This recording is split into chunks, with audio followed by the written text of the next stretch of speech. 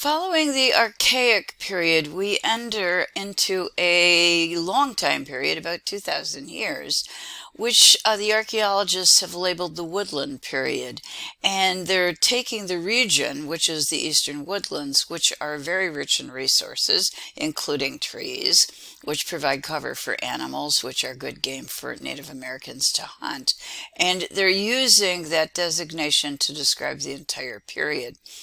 We can also, I think, fairly refer to it as the mound builder period, because this is the time when First Peoples create some of the most amazing mounds and some of the most characteristic mounds.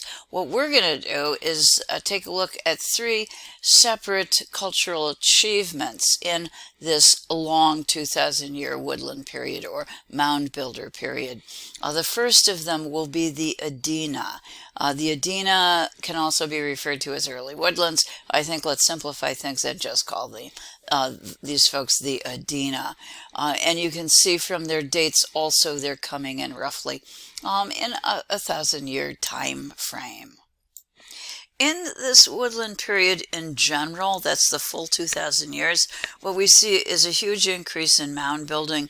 We also see an increase in wealth and an increase in grave goods. It will be in this time period also that we're going to begin to see ceramics. What takes so long? Well, you can only have ceramics if you have sedentary villages, because pottery is really, it's heavy, it's fragile, you don't want to carry it with you. So this is the time period when people are also settling down in villages based on the domestication of plants. And the early plants are going to include things like gourds and sunflower, which provides seeds, of course, goosefoot and marsh elder, among many other things that will be now domesticated and available for human consumption. In this time period also, though, what we do, and this is the remarkable feature, we start to bury our dead in mounds. These mounds are very big. They're very visible, and consequently what they do is create a link between your family and the land. They literally secure your right to the land, or essentially the homestead of the location where your ancestors are buried, belonging to you forever and ever. The Adena, the folks we're going to start with, will morph seamlessly into the Hopewell, which will be the next group of people we're going to look at, or the next cultural designation. They are going to take what the Adena start, and I'm going to say take it to perhaps a more sophisticated, a grander level of achievement.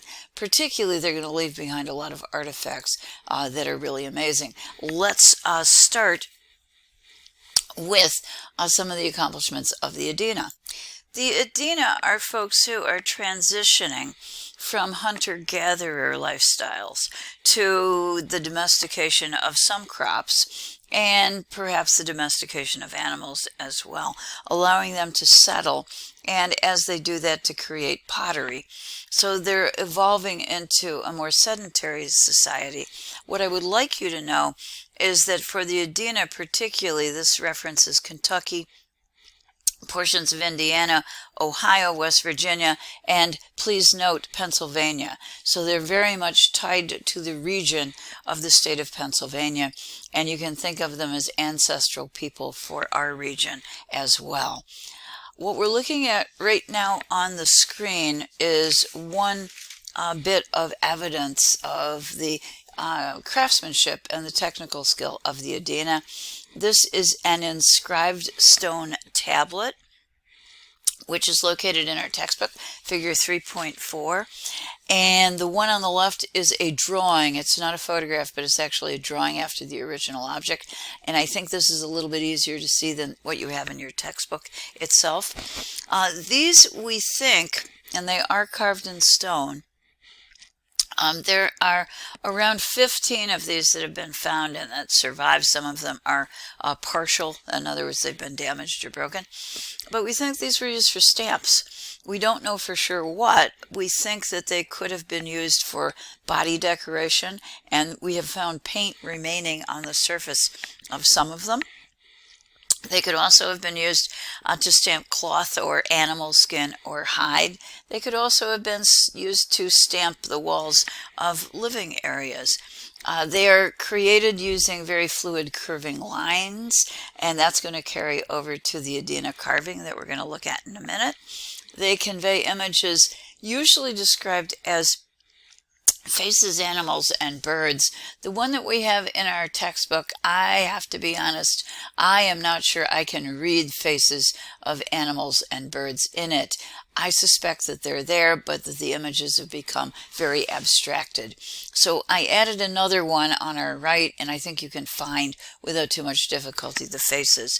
This would probably work to transfer the power of the image in the stamp to the person who puts that image perhaps on their body, or perhaps on their clothing, or perhaps on their environment. So a kind of link between our realm and the realm, perhaps the above world or the below world, drawing from authority and power of those regions. We need to see one of the mounds that is so characteristic of the mound builder culture and also of the Adena who participate in that. This is a mound photographed in 1901. At the time it was photographed, it stood 27 feet in height, so perhaps it was even taller back in the day. The reason that I think it's important to see this is you can, after looking at it, become aware of how this would become a territorial marker. This is a way of saying my dead are buried here, my ancestors are buried here. This is my land. This land belongs to my family, and it belongs to my clan. So it becomes a way of using these burial mounds, and the burial mounds are usually conical, kind of circular, exactly like this one, to claim the right to possession of a certain portion of the land. What that tells us is, from a very early time, Native Americans develop a relationship, a link to the land, a sense of not just ownership, but a sense of belonging in a certain place at a certain time. This particular mound is one of the first to be actually excavated in a scientific manner under the auspices of the Ohio Archaeological and Historical Society. It was very carefully done, and it was actually carefully documented. Good archaeological work has to be documented so that the information can be passed on to someone else, because when you excavate, you do damage and destroy. And these early examples when that happens are actually quite extraordinary. This particular excavation reports that this was constructed in two separate phases. The first one was 20 feet in height. So we go up to the height of, let's just say, up to this level up here. And the diameter, which would be across the circular shape, 90 feet. So we're talking about a pretty hefty mound that's been created. In that portion of the mound, there were 21 burials, and they were located in, I'm going to say, a fairly formal rectangular tomb chamber, coming in around 13 by 11 feet.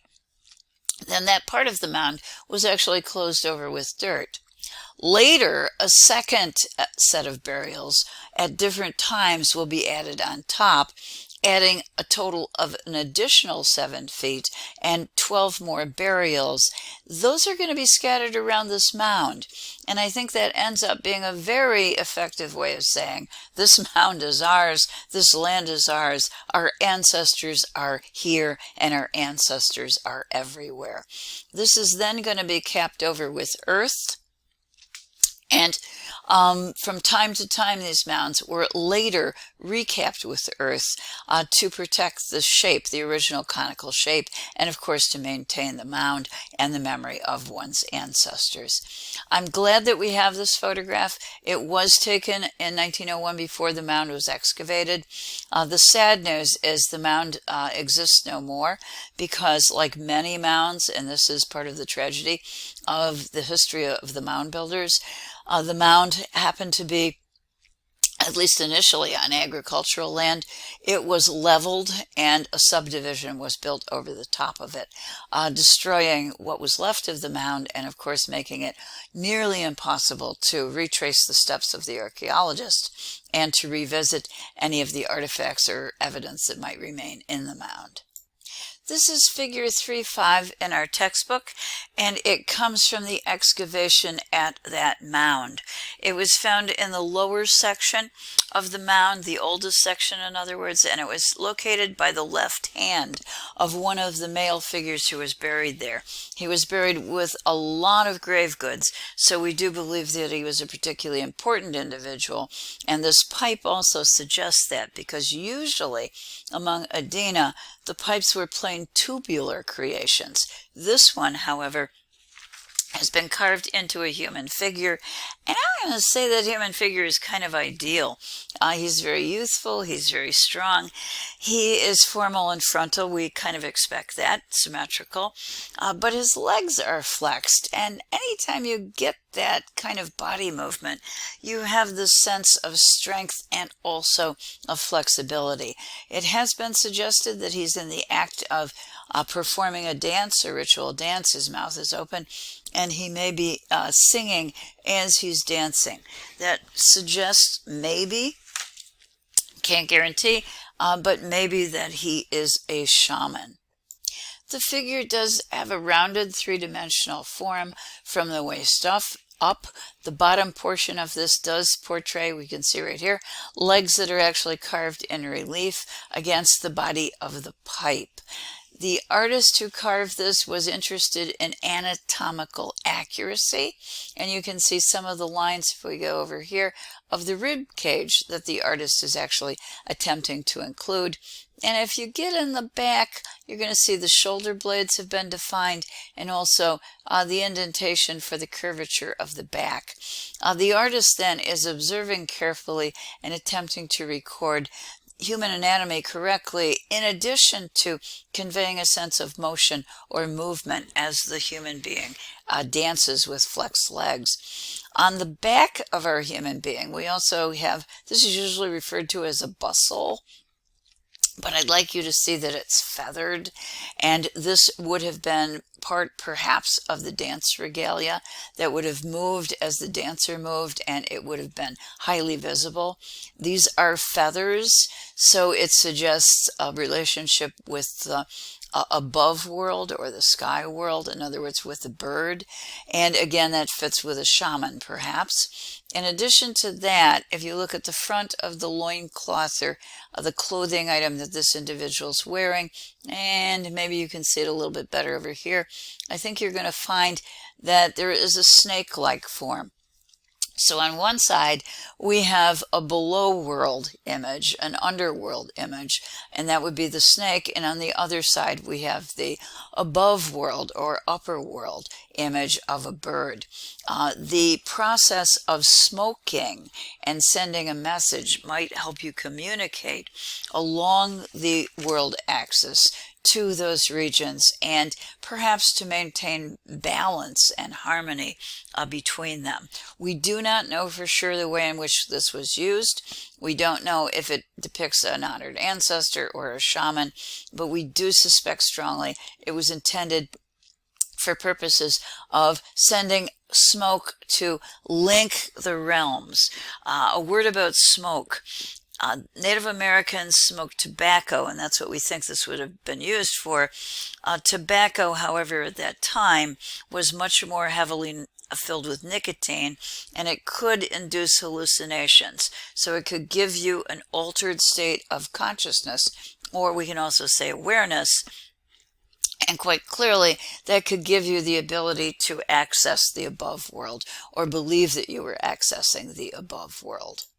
This 8-inch figure with very elaborate ear spools, we're looking at one right here, and the top of his head projecting as the mouthpiece for the pipe, is an important work of art because it signals the attention that's going to be paid during the next phase, the period of the Hopewell, in terms of pipe making and use of pipes for communication with the divine or the realm of the spirits.